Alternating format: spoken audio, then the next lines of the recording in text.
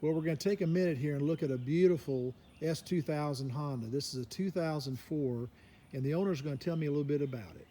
Steve, go on and tell me about your car. So I bought this one in 2004. I bought it from the local Porsche dealer. It only had 650 miles on it. The first owner, it turned out, was kind of a car collector. I think he had 6 different cars, and he was buying a new Porsche and decided to trade the car in on that. So I was lucky to find one that was essentially brand new.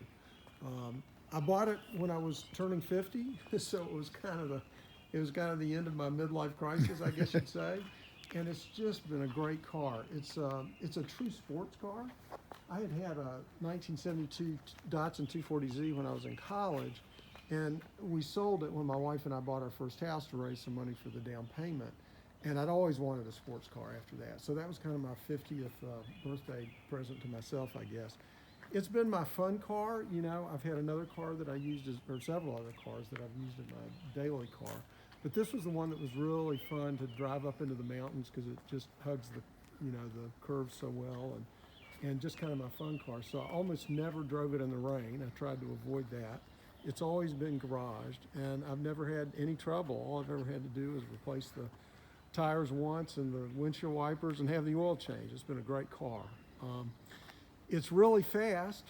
It has the VTEC engine in it, so when you get the engine revved up to higher RPMs, it really kind of takes off again. So it's a fast car, it handles really well, and it's just an absolutely true sports car. I hate to let it go. The only reason I'm selling it is I've ordered a Porsche Taycan, the new electric car that Porsche is putting out, because I really like that. And when I drive it now, I kind of hate to think of the thought of letting it go. But I need to do it to be able to afford the Porsche. So anyhow, it's going to make a great car for somebody, and I look forward to finding the right owner for it. Well, I appreciate you telling me all telling me all about it, and it is a beautiful car, and I can tell you I've been underneath it, and one of the things that really impressed me was the bottom is so clean.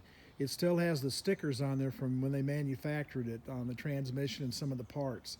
So when you say it hasn't been driven in bad weather, that speaks to that very highly. So it's a gorgeous car. It's been garaged most of the time, and I think it's going to be a great car for somebody out there. So thank you for your time, Steve.